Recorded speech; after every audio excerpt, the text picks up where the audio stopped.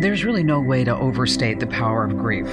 When someone you love passes away, you always wish that maybe you had more time with them. Almost 10 million people die from cancer every single year. That's according to Our World in Data. Longtime fans of my show, you know that a few years ago, my mother was diagnosed with stage 4 pancreatic cancer, and I'll tell you, those years were so difficult. The shock, she fell, and I thought, well, maybe she broke her hip. The doctor said her hip would heal, but not her cancer. I was like, what did you just say? Yes, stage 4 pancreatic cancer. The Mayo Clinic told me to have her complete her bucket list as soon as she could because she probably only had 3 months to live. Well, I didn't want to buy that, so I packed her up and I took her to MD Anderson in Houston. And today, 3.5 years later, she is, knock on wood, cancer-free. That's right, she's a stage 4 pancreatic cancer survivor. And time is what she wanted, and I wanted more time with her. And on the other side of the coin, when you're diagnosed with a terminal illness, you wish that you could have more time. But luckily, there is a way that you can give your family a lasting memory of you using technology so that future generations can get a look into who you are in a way that you never would have been able to do before. Now, this whole idea came into focus when I received a call on my national radio show from Charles in South Carolina. He called me a few weeks ago with a story that just broke my heart. He's going through something that no parent should ever have to go through. Well, let me give you some background.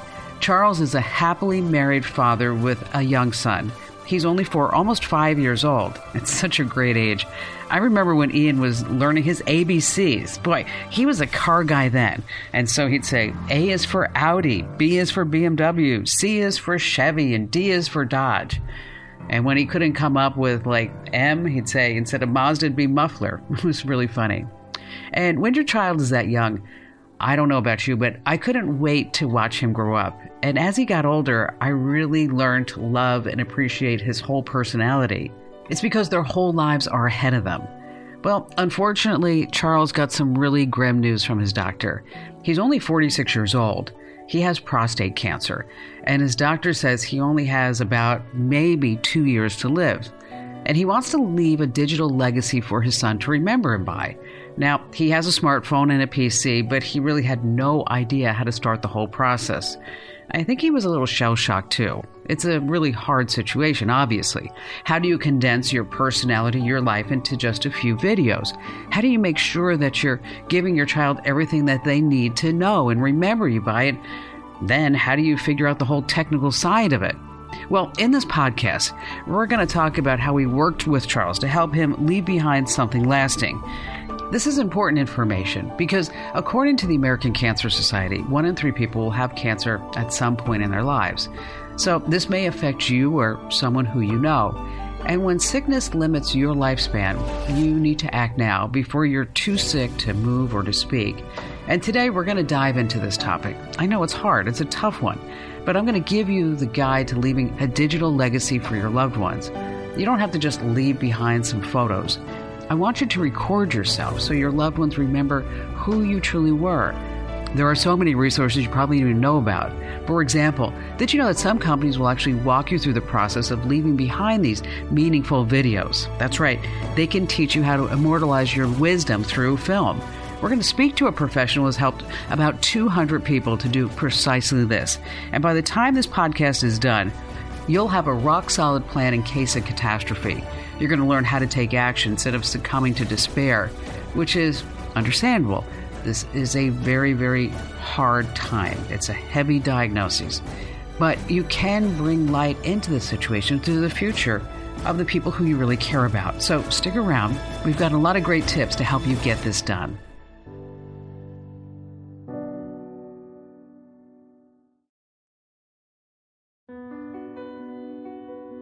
Hey, welcome back to Kim Komando Explains. Now, people in the past didn't have the options that we have today. If they wanted their kids to remember them, well, they left behind some photos, maybe some letters or diaries. Some people made grainy homemade videos filmed on an old VHS camera. Now with digital cameras, cloud storage, smartphones, and tons of other things, and even companies that want to help you out, we have more options than ever before. So when Charles called my show asking for advice, I really made it my mission to teach him about all the resources at his disposal. You're going to learn about those today. But I just realized that I've actually spoken about Charles a lot, but I haven't really introduced you to him. So here's the story of his life in his own words. My name is Charles Coleridge Lake. I was born in Dearborn, right outside Detroit, in the mid-'70s. And I grew up in right outside Detroit. I was kind of raised by my mother and my grandma, and I had two sisters. Essentially, my old man left when I was 2, so he wasn't in my life at all. But, we were in a neighborhood called Allen Park, and we had kind of a group of kids there. Now, my oldest sister was 6 years older than me, so hanging out with those friends was way cool.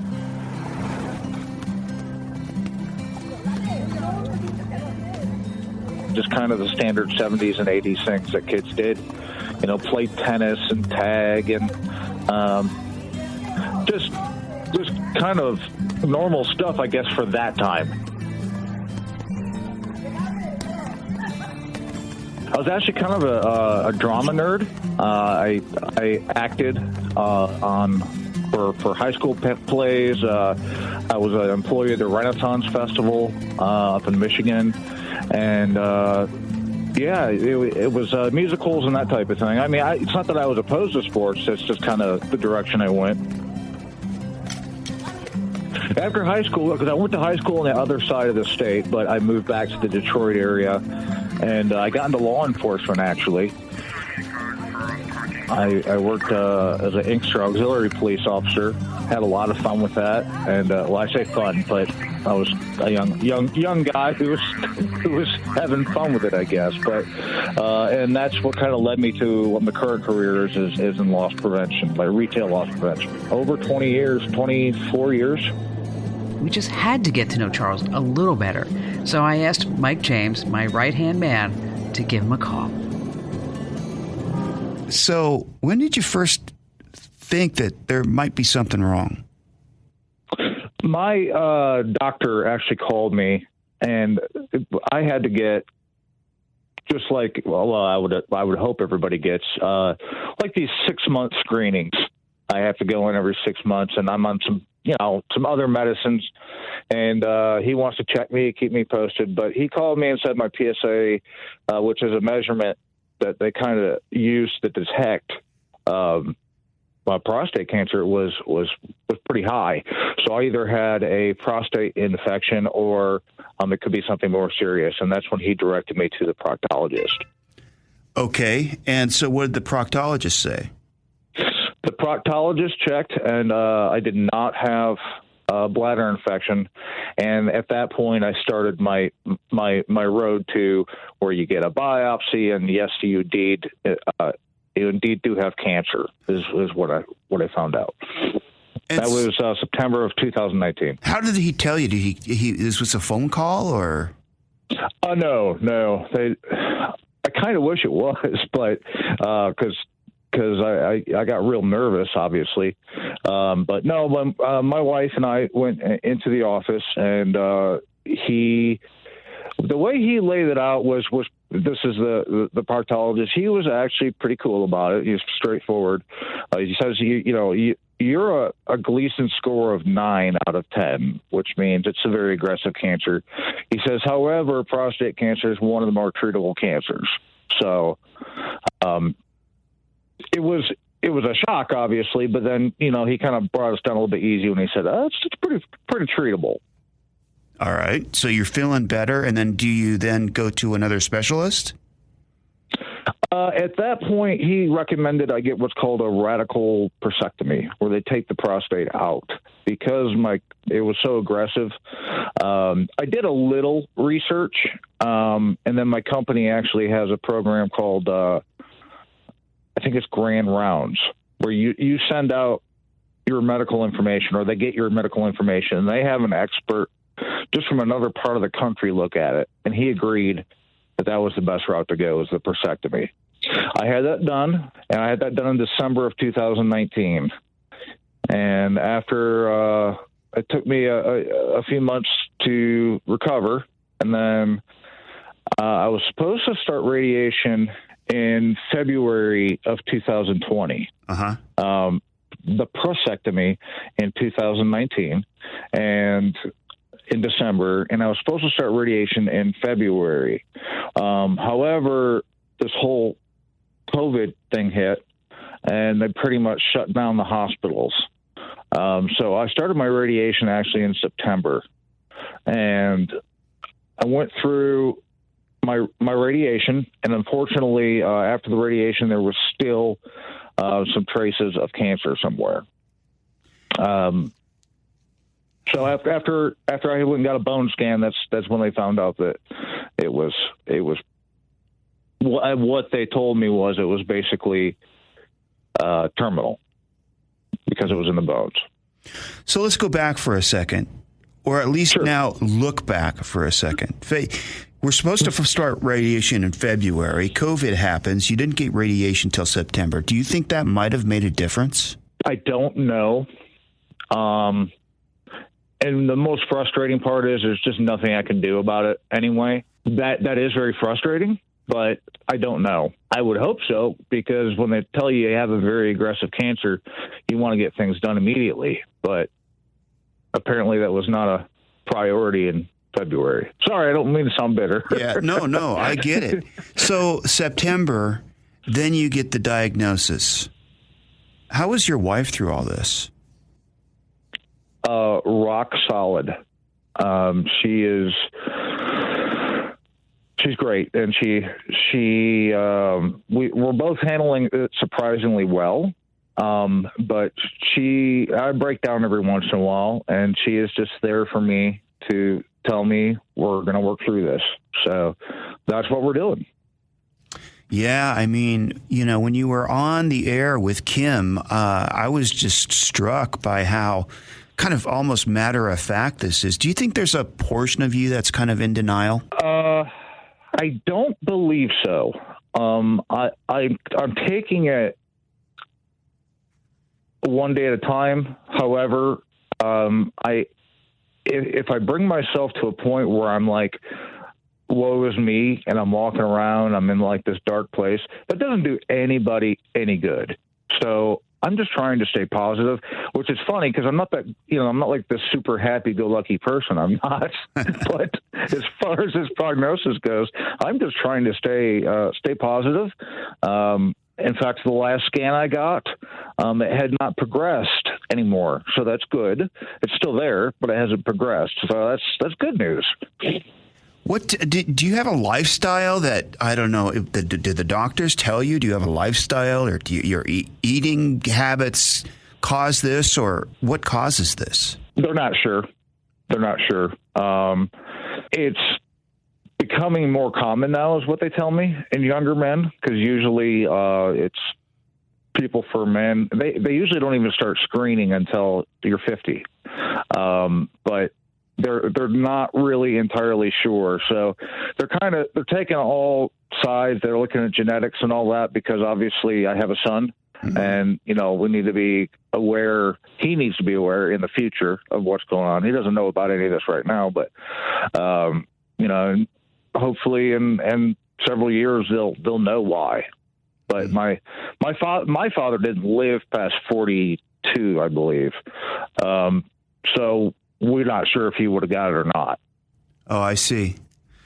Okay, yeah. So back to September of 2020. Again, you get the diagnosis. They brought you into the office, you and your wife. They sit you down, and they say, we probably don't want to start a chemo process, because a chemo process is very hard on the body. He said the best thing that he thinks we should do, which is what I'm continuing now, is it's a combination of hormone therapy and some medication. And that's no cupcake walk either, I'll tell you right now. Yeah. But anyway, and he's my current doctor, he's very straightforward. And I said, what I really would like to know is, in your opinion, how long do you think I have? He's like, well, with the nature of the cancer, probably I would say 2 to 3 years. And we just kind of sat there for a second and, okay, so where do we go from here? And but again, that's where we're at. So I get it. It's tough. So what about, talk to me about your religion, either before or after or since. Has it changed? And what do you think is going to happen? I'm a spiritual person. I would consider myself Christian, but I don't go to church. My wife, however, is much more religious than I am. And there's an outpouring I get prayer cards from her church. I've got a family in this area, and I know they've all got my back, and it's been great. I hope that I've been good enough to get past the pearly gates. I've always been try to be a good person and try to live a good life. I've been thinking a little bit more religiously. I've been reading the Bible on my own. But yeah, it definitely brings you, at least it brings me a little bit more to the, hey, this is not something you can take care of later. You really need to look into this now. So, yeah. So that's, kind of what we're working on through the show, through Kim. Have you thought about some of the things now that you want to, tell him or say or? Yeah. I made my first video and I thought it was pretty cool. I basically, this was the video where I say, I might be gone, but it's not because I wanted to leave. It's because it was time for me to leave, and I'm still going to be here for you, et cetera, et cetera. So it's not like too much of a bummer, but on the other hand, cause I don't know if he's going to be watching this when he's 5 or when he's 6 or I don't know, when he's 12, but, it might not be the first video he watches, depending on, how things go. But, yeah, and my conversation with Kim was great because I was thinking about like changing a tire or, oil check or how to change out a headlight. And she's like, yeah, but you can find all that on YouTube. So, and you can. I mean, I've found plenty of it on YouTube. So I'm starting to look at a lot of the suggestions the community has and what she said. Funny stories and, my background and stories about the family and, yeah, it's overwhelming. I will say that, but I'm going to start working on that structure. What made you call a national radio show? It seems like you have to trust somebody pretty much like Kim to reach out like that. I have been listening to Kim for years, and it's kind of off and on because it's on at different times in my location. But I had reached out to a couple of Facebook groups that I belong to. One is like a dad's group, and the other one's like a Savage Gentleman group. And in any case, I asked them what they would do and just kind of laid out my quick situation, and I got a lot of good suggestions from that too. So I started writing down some of those things. I got a journal, but I don't know, as tech savvy as I am, I'm not a videographer. I know nothing about editing.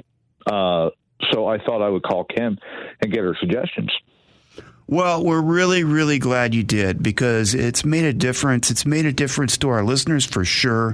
And I tell everybody at work, if you have short-term disability, pay for it if you're able to. Pay for your long-term disability. Max out your life insurance. You never know what's going to happen. Right. But definitely, just from my situation, and I know a lot of guys at work that did. They went and got their PSA test, and thankfully, everybody else was good. But they were like, whoa. So, yeah. It starts with the PSA test. As far as the prostate cancer goes, starts with the PSA test. But the only other advice I would say is, if you get news like I got, woe is me is not going to help. What is going to help is try to stay positive, and you can't do it all the time. It's impossible to do it all the time, but try and stay positive and understand that there's a lot of things that can happen. There could be a trial that comes along that I'm eligible for, or miracles happen.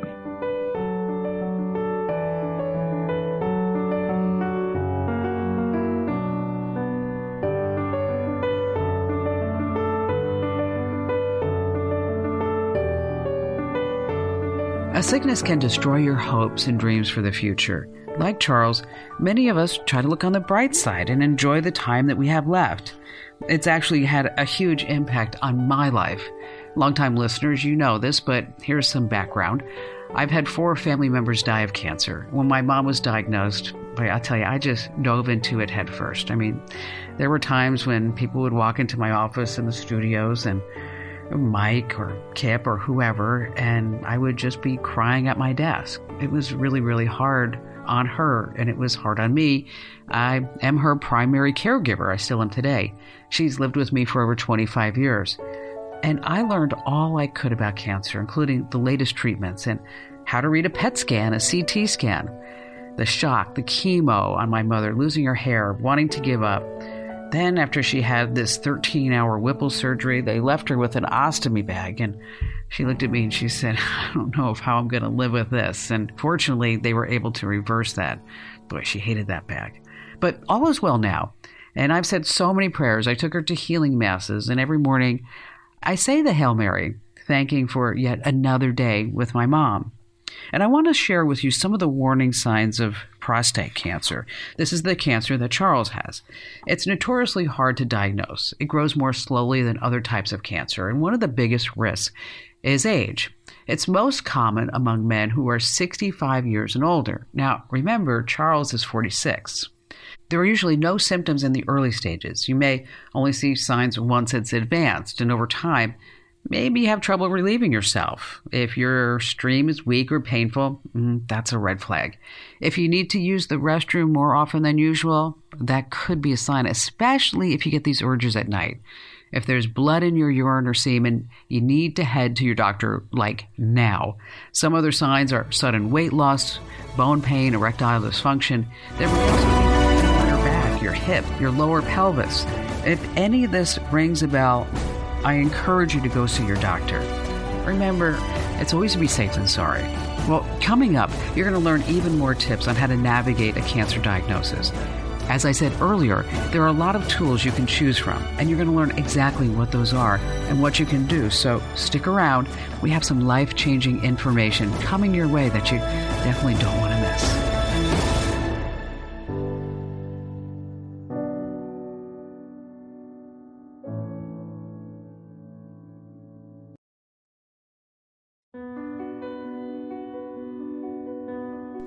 All right, let's get right into it. After Charles got the news, no one ever wants to get from their doctor, he took action.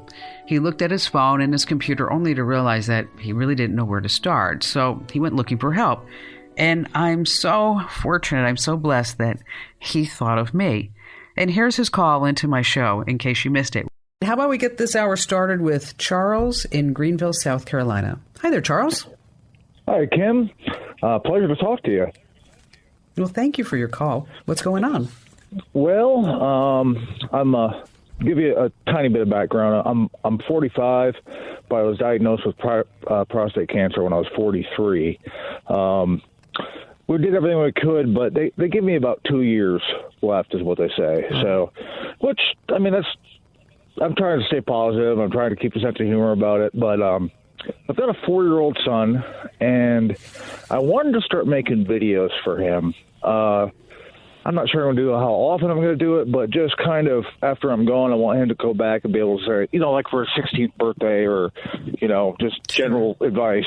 I'm pretty tech savvy, but I don't know anything about videography or editing or anything like that. I'm a PC guy, so I was wondering what you would recommend as far as equipment and software. First of all, I'm honored that you called me for help. And absolutely. I want to be with you for as long as you need my help. So aside from this phone call, if you are running into issues along the way, I want you to know that You can depend on me and our staff to come in and help troubleshoot on whatever issues you may be having. Okay? I appreciate that. I really do. Because it's very important that you do this. Very, very important. I don't need to tell you that. Right. Yeah, and I don't know if as a regular listener to the show, I mean, I've counseled and been advocate for so many people, not so many, probably a half a dozen people in your position, and have assisted most recently a 32-year-old woman who with 2 kids under the age of 3, trying to make these videos so that when she goes, that the kids will still remember her. Yeah, have something, right? And so with her, Ashley is her name. With Ashley, we set her up with a tripod and a camera, and some good lights, and just had her say whatever she wanted to say. Okay. And then we put them up in a private YouTube channel, so that this way they're always going to be in the cloud. And YouTube is a force. It's not like they're going to be going out of business tomorrow. Unfortunately, yes, but yeah. Exactly. There is big tech. But this way the girls will always have access to the videos. And it's incredibly easy to make these videos. And it's not difficult to edit these videos. Okay. And with Ashley, I wrote some questions out with her and kind of walked her through some of the process. She also did some handwritten letters for the girls that are sealed. That's a great idea. That on your, I think she did for a girl when she starts entering her teenage years. I think she did one when she was 6, for the same thing for your son, 16, 18, 21, and she did one for when they get married. Right. That's kind of the concept I have, yeah. For the life events. Right.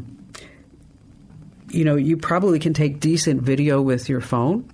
That's what she, she used a camera, but she also used her iPhone. If you have a recent phone, it's probably more than sufficient. But the thing is that what I'd like you to get, and I can post a link to it. So it's basically it's a tripod with a light built in, but you're going to put the phone on the tripod, and then there's a ring light. So this way you look really great. And you're not going to be dark in the video. So let me put together some ideas for you.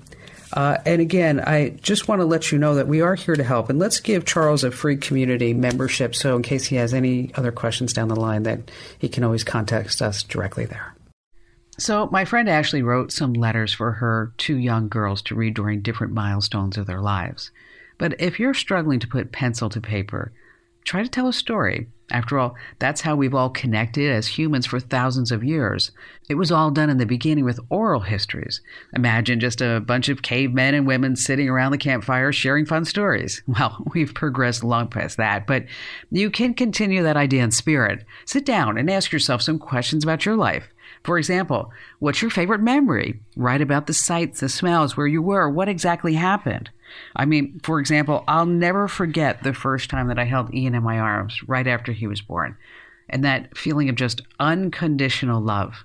Since stories are the way that humans connect with one another, sharing snippets of your life is a great way to give future generations an idea of who you really are, who you were. Here's another question to ask yourself. What's the funniest thing that ever happened to you? Maybe you fell, maybe you slipped on a banana peel, maybe you got lost in a foreign country and you had to find a creative way to get back to your hotel. Well, if there's a story that brings tears or laughter to your eyes, share it.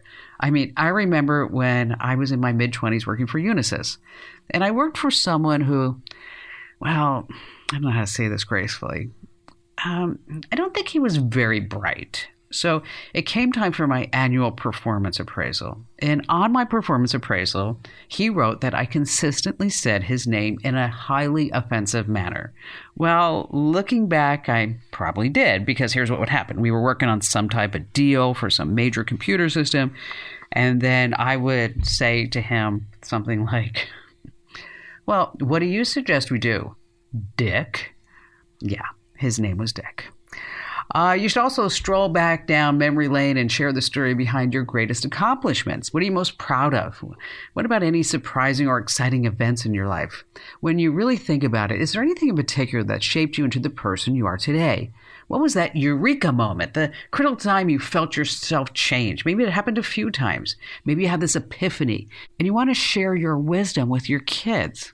What about your greatest failure? You can always learn from that. Basically, I want you to grab a notebook and jot down the answers to these questions. And once you scribble down all your ideas, the stories will start flowing from your fingers like water down a river. I guarantee it. Journaling is an excellent way to get your thoughts in order. Not only is it super calming, but it gives you this opportunity to reflect on your life. Because let's face it, when you're diagnosed with a life-threatening illness, you feel like you've been thrown into chaos. Well, you have. And then you have to force yourself to sit down and write your thoughts on a piece of paper. Well, you're consciously making yourself slow down. You're taking that time to focus on yourself and pull those tiny nuggets of wisdom from the crevices of your mind. And now that you've got your thoughts in order, you'll find yourself much more comfortable in front of the camera. More natural. It's like you're going to be talking to a friend because you have a solid idea of what you should talk about. Instead of just floundering around and looking at the camera and go, now what do I say? Maybe you have a fun story to share. Of course, it's not going to feel like those comforting campfire stories our ancestors shared over meals or of smoked meat, but it's the next best thing. And speaking of stories, I want to share a great trick from the Komando community forums. One of our friends named David Hill had a great solution. He said that Charles should record himself reading his children's favorite stories. After all, what kid doesn't love a bedtime story? David also recommended that Charles might want to record himself singing. Well, if you're in the same shoes, you can try that too. It doesn't matter if you're a great singer or not. It's really the thought that matters. So now that you have some ideas about what you should record, let's talk about the tech side of things. Like I mentioned to Charles in the call, modern smartphones have great cameras that can record you in high def, and for just $25, you can buy a camera kit with a ring light, a tripod stand, and a phone holder to keep the video steady. After all, when you're filming yourself for something so precious, you don't want the camera to suddenly fall down, and you certainly don't want your face bathed in some shadows. You want a great bright light to show your loved ones what you really looked like. So just head to Amazon and you'll find a ton of affordable kits. And if you're looking for the camera kit that I recommended to Charles, head over to komando.com/community, and in the Q&A forums, look under Show Questions. Coming up, I have some more solutions that you might want to consider as you are working through this painful situation. We're also going to chat with a professional who helps families immortalize their loved ones. Carrie Glass is a creative art therapist who's passionate about using film to help families remember those who have passed. She has some wonderful insider secrets and tech tips that you really need to know about, so stick around. We have that and a lot more coming up.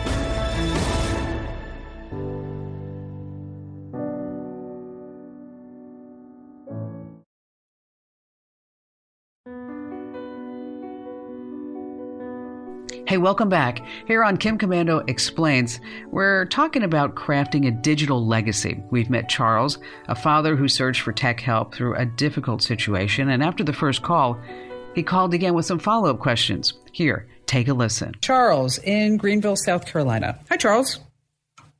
Hi, Kim. Pleasure to talk to you again. Thank you. Now, Charles, we spoke, a week or two ago? Yes, correct. Got it. Just the back. Do you want me to say the background? Yeah, just in case we have some new listeners. I know who you are, but there may be some people who are just tuning in. I gotcha. Okay. Well, I'm 46 years old. I was recently given a pretty rough prognosis of cancer that told me I have maybe 2 or 3 years. So, I mean, that. Like I said, it is what it is, and I'm taking it with a sense of humor. I have a positive attitude. I got a lot of family support, so I appreciate all that. And I had asked you, I want to start making videos for my 4-year-old son. He's soon to be 5. I wanted to start making videos for my son. And you had advised that I get a I guess it's not a selfie stick, but it's a stand and it has a light. Yeah, it just makes it easy. This way you don't have to you don't have to manage a whole bunch of things like trying to hold something while you're trying to have a conversation with your son. Yes. And so I got one of those. I actually got a mic too. Good. And it sounds good. It sounds a little bit better with my mic. I mean, my phone does a pretty good job, but it sounds a little bit better with my mic. And I made my first video. It's pretty awesome. It is what it is. I mean, I just think it's pretty cool. But now I'm kind of stuck on content. I don't even know where to begin. I'm so overwhelmed. I mean, there's so much I want to tell them, and there's so much, I don't know. Do I do a change tire video, change the oil video? There's a lot that I want to tell them. I'm just stuck because I'm like, how do I format this? Well, thank you for calling back, and thank you for trusting me to help you through this whole journey, this whole process. Thank you. Because I am here for you. I want you to know that I am. I mean, I'm not going to walk away at any point until you tell me that, I'm on my own. Let's think about things that you would want to know. Okay. I would forget about changing the tire and changing the oil. By the time that this little guy gets to be 15, 16, we're all going to be driving EVs, right? Okay.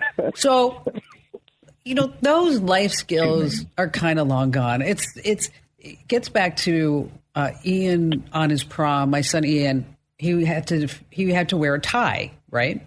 He didn't know how to tie a tie. So I said to Barry, go teach him how to tie a tie. And Barry comes back and says, it's all done. He tied his own tie. I'm like, what do you mean he tied his own tie? I mean, last time I saw it looked like garbage. He's like, no, he did. I went over and sure enough, he's got like Windsor knot going on. And I looked at him. I said, how'd you learn how to tie the tie? He says, well, I watched some YouTube videos. I'm like, oh, okay. So I see. Think of things that you can talk to him about that won't be on YouTube. And that goes back to very personal things between you and your son. Maybe how did you come up with the name for him? What did you feel the first time you held him? Right? Okay. Yes. What's your favorite band? What's your favorite song? What's the most favorite thing that you've done in your entire life? What did you do as a teenager that got you in totally so much trouble? Okay. A lot. Okay. I often say that thank goodness that we didn't have social media when I was a teenager or in college, because that would have been a really bad thing. Or how about GPS trackers? Oh, yeah, Mom, I'm at the library. Don't worry. Oh, they're just having a concert here at the library, I think. Something like that. I would also talk to him about when you meet the girl of your dreams, I don't want you to fall for the first one. I want you to go for at least go through like at least 3 to 5. Sure. Because the girl that you're going to meet in the beginning is not the one. And by the way, here are 3 signs. If she's codependent on you, you don't want her. If she don't work, you don't want her. If she's showing up with 6 babies and 3 baby daddies, you don't want her. Okay. Right. What's the greatest lesson that you can pass along to him? Let's not forget about spirituality. Sure. And God. Mm-hmm. And the role of prayer in his life, and how he's going to need to have faith that you and him are going to be together again. Yes. And wonderful. You are always going to be there for him and to guide him. And he should listen to his gut, because that's where you'll be. Some funny pictures. Okay. Some stories behind some funny pictures. Some traditions that you have in your family. Is there anything that you wanted to ask your mom and dad that you didn't, or your grandparents that you just didn't have the chance to? I mean, I would love to have sat down with my grandmother when she came over from Russia and say, how the heck did you come over not knowing a lick of English and you built a window washing business in Manhattan? What? Okay. Right. So come up with themes with life milestones. I'll send you a list. And then here's what I want to do. I know you're a member of the community, and I want everybody in the community, we are going to help you, Charles. I'm going to put this up, and then I want everybody in the community to post some questions, and let's pull this together. Let's band together and help Charles. Let's help him as much as we can, because that's our job here. So we'll set up a special section for Charles within the community. There are other resources that maybe we should be telling you about, Caring Bridge, whatever it may be. Charles, we're all going to band together. We're going to be there for you, okay? And I'll send you a list to your personal email. And thanks for your call.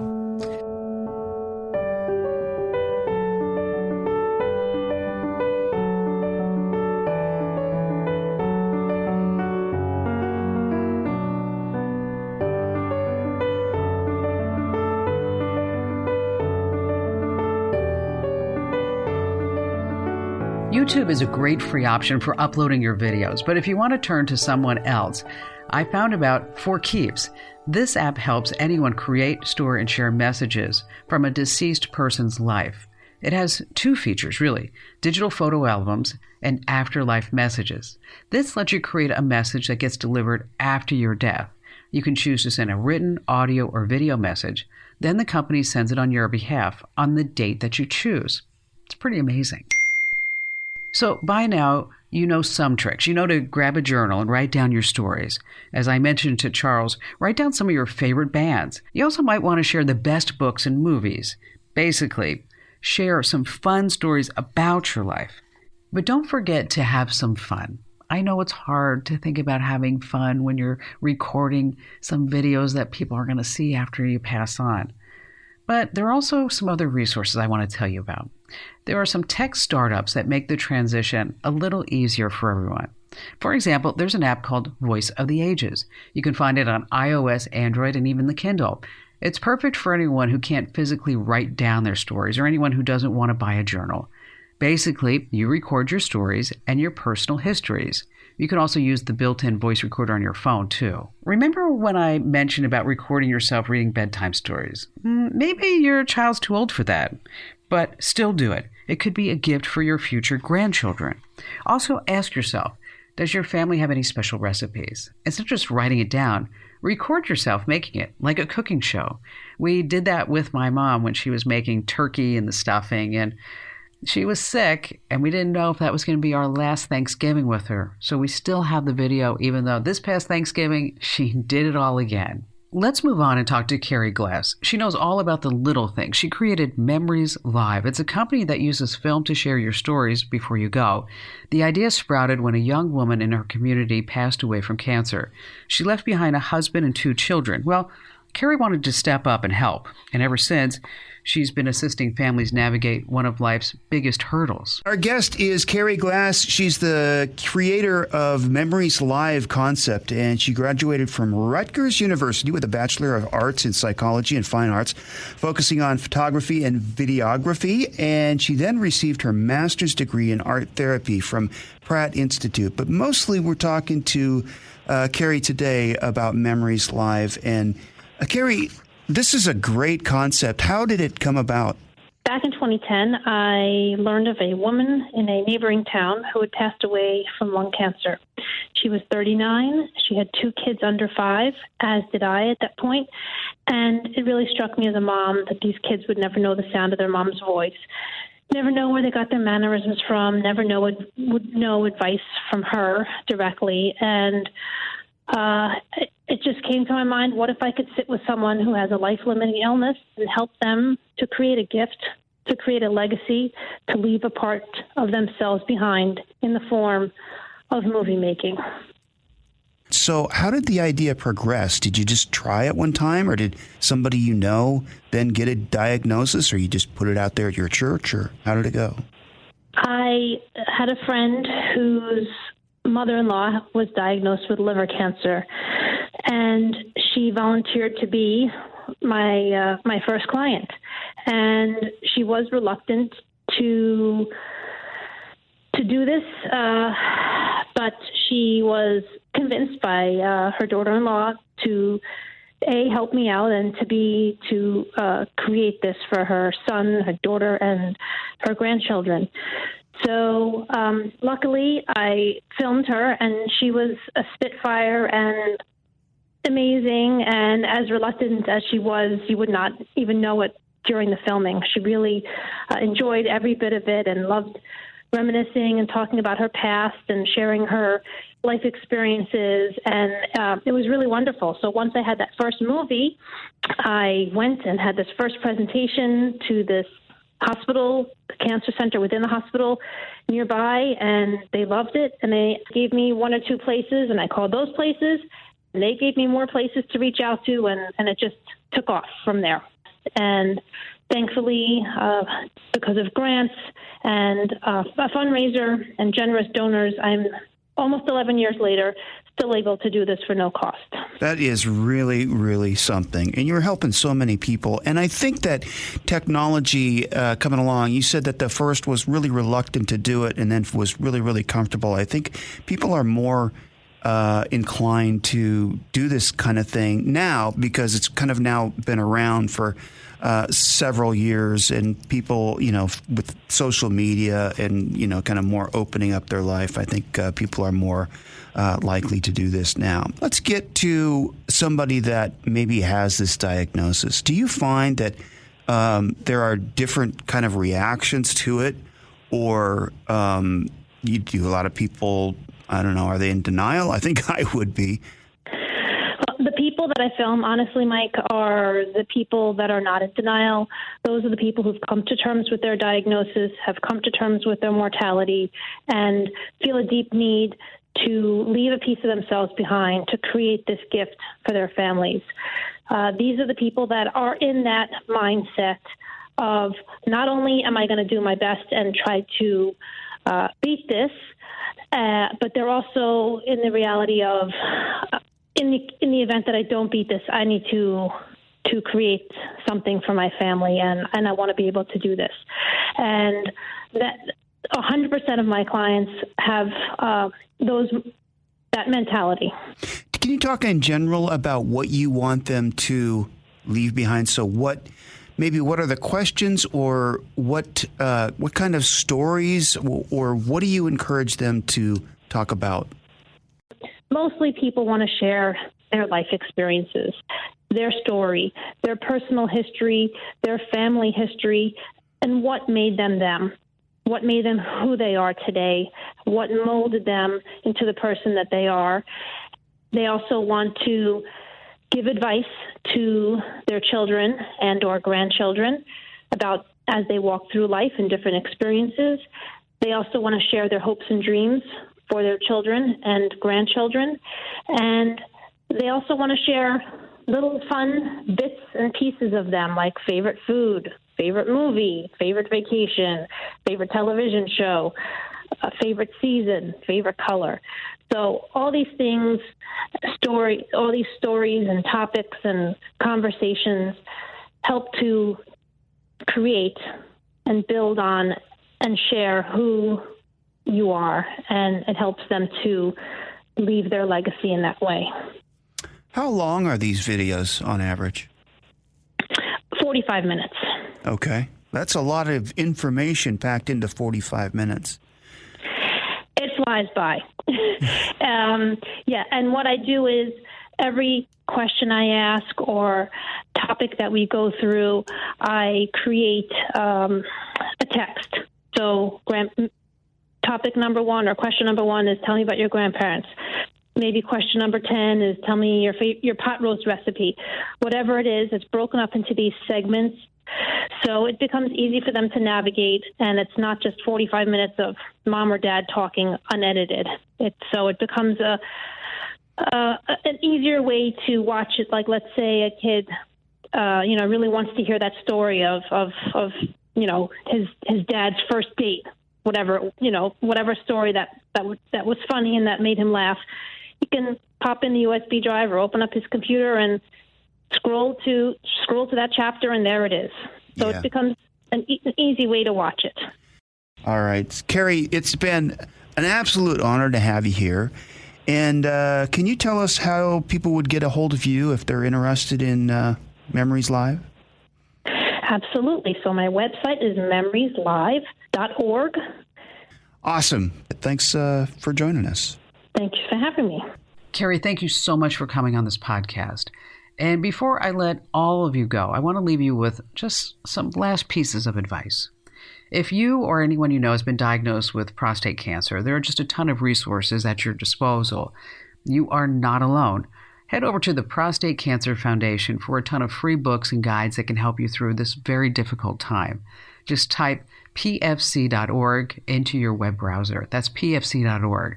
The site is just full of information you need, recommendations for living with prostate cancer. They're going to help you even maintain your health during some rigorous therapies that you're probably going to go through. Many prostate cancer patients go through long-term ADT. That stands for androgen deprivation therapy.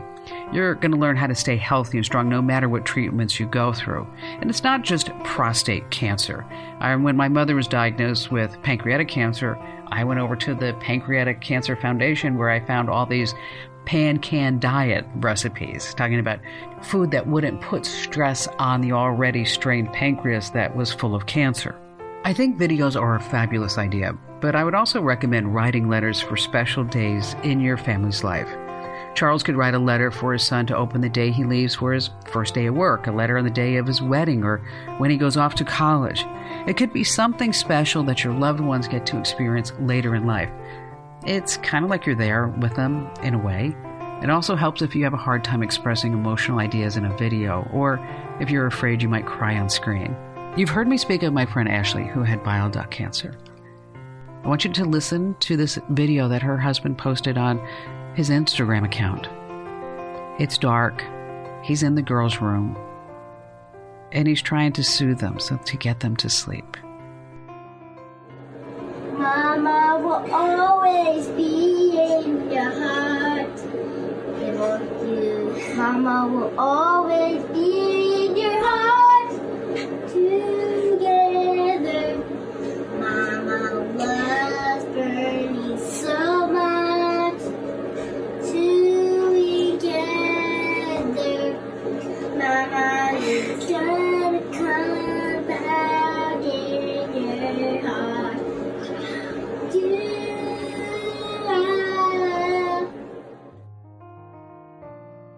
I'm Kim Komando, reminding you to take care of yourself and treasure every moment.